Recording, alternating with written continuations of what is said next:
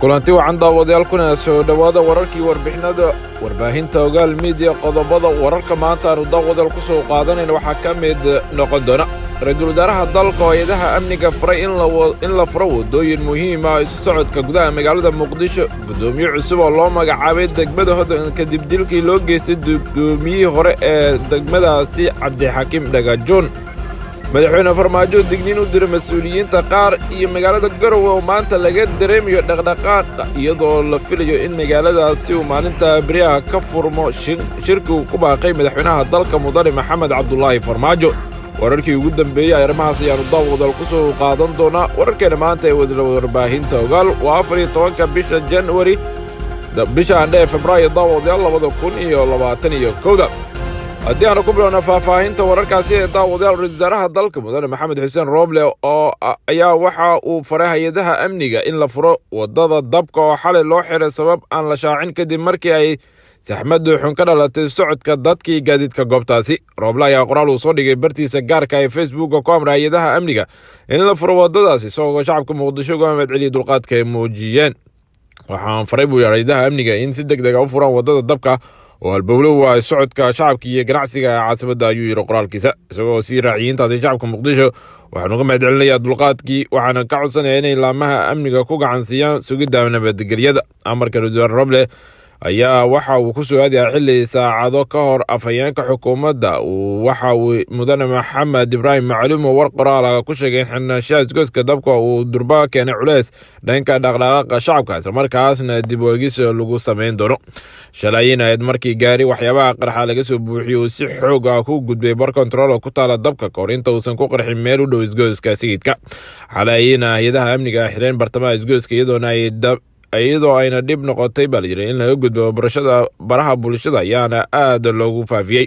sawiro laga soo qaaday oo tusaale waa sida ay bulshadu ugu dhiban tahay isu socodka wadooyinka magaalada muqdisho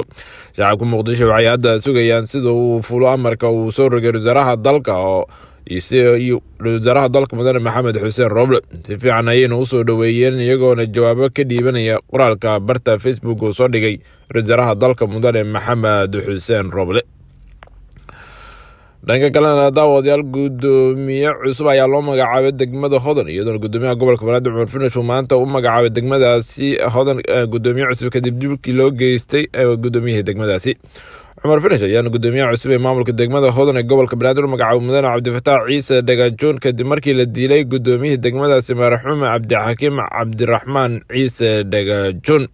gudoomiyaha cusub ayaa waxaa la faray inuu si degdeg ah ula wareegay xilkiisa halkeedana uu kasii wado howlaha maamulka ee degmada sidoo kalena laamaha ammaanka iyo shacabka ku dhaqan degmada hodan ayaa loogu baaqay inay la shaqeeyaan gudoomiyaha cusub oo ah nin dhalinyara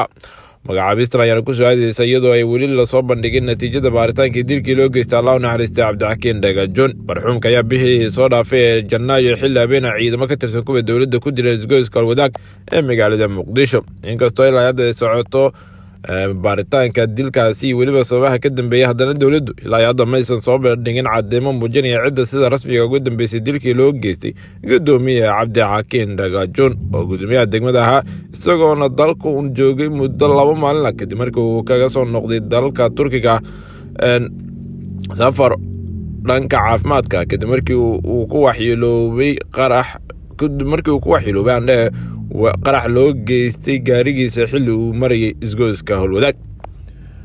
madaxweynaha dalka mudane maxamed cabdulaahi farmaajo ayaa waxaa wararkan helinaya sheegaya in khilaaf uu kala dhexeeyay mas'uuliyiinta maamulka gobolka banaadir ay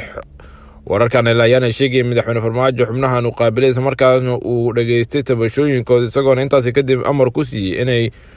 wada shaqeeyaan haddii dhinacii weysana laga qaadi doono xilalka isla markaasna la keeni doono mas'uuliyiin isla shaqayn karta warajada lagu kalsoonaya warbaahinta ogaal ayaa sheegay in dhinacyadani aysan madaxweynaha si waafi ah ugu sheegin waxa uu ka bilowday khilaafkooda oo ahaa dhul boob ka socda magaalada balse ay siiyeen xogta arrimo kale oo khilaafka qayb ka ahaa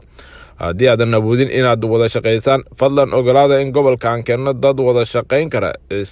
isna xushmeeya ayuu yiri madaxweynaha oo la hadlay mas'uuliyiintani sida ay noo sheegeen xubnaha ugu dhow shaqada gobolka ayaa hadda caadi ku soo laabatay inkastoo wali laga dareemayo saameynta khilaafkaasi uu ku rabay xafiiska maamulka haddana waxaana la sheegayaa in wali dhinacyada aysan isku niyad sameyn arrintan ayaana ilaa hadda aan loogeen khilaafka rasmiga cidda uu ka dhexeeyo, balse waxaa wararkan helen ay sheegaya in khilaafkan uu saameyn xoogan ugu leeyahay gudoomiyaha dhanka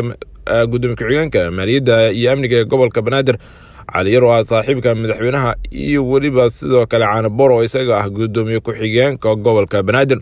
arrintan saameynta labadan ama khilaafka labadan mas'uul ayaa waxay soo shaabaxday kadib safarkii uu gudoomiyaha gobolka Banaadir Cumar Finish uu ku tagay magaalada Dhuusamareeb ee caasimadda maamul goboleedka Galmudug, halkaas uga qayb galay shirkii uu madaxweynaha ku baaqay. intii uu joogay magaalada Dhuusamareeb ayaa waxa ay mas'uuliyiintan isku qabteen cidda sida rasmiga gudoomiye ku-xigeenka u ah markay timaado amarada iyo go'aanada inta uu maqan yahay gudoomiye Cumar Finish, taasoo keentay in baraha bulshada gaar ahaan bogga sida rasmiga u leeyahay gobolka Banaadir lasoo dhigo qoraallo ay labada dhinac midba midka kale uu ku daray, iyadoo sidoo kale labada qoraalba loo adeegsanayay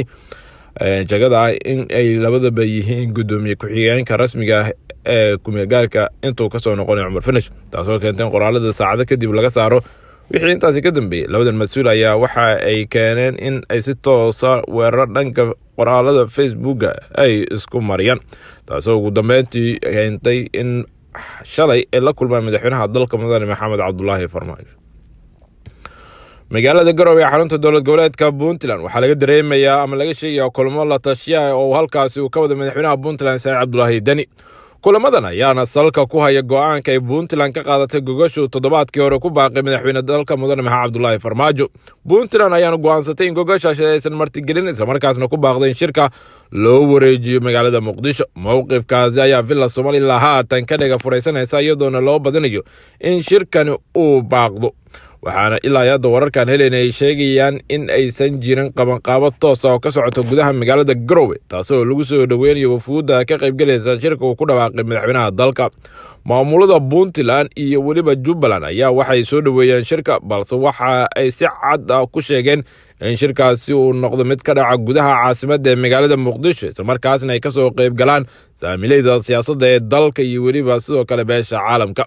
balse arrintaasi ayaa waxaa ka biyadiidan Villa Soomaaliya oo ay sheegtay in ay rabto in kulamadani iyo shirarkani uusan ka dhicin gudaha magaalada Muqdisho, isla markaasna uu ka dhaco meel ka mid ah caasimadaha maamul goboleed ee dalka. sababtuu madaxweyne Farmaajo doortay magaalada Garowe ayaa ilaa hadda loogeen, balse wararkan heleno ayaa sheegaya kadib markii shirarkii ugu dambeeyay Dhuusamareeb noqon waayeen kuwo meel maray in madaxweyne Farmaajo markan tijaabo uu ku marsiinayay magaalada Garowe inay noqoto meesha kama dambaysta ee heshiisyada lagu kala saxeexdo. balse arrintaasi waxay ka hor yimid maamuladani, balse sidoo kale beesha caalamka ayaa ilaa hadda iyadana aan wax wara ka soo saarin go'aanada ay soo saareen maamuladani.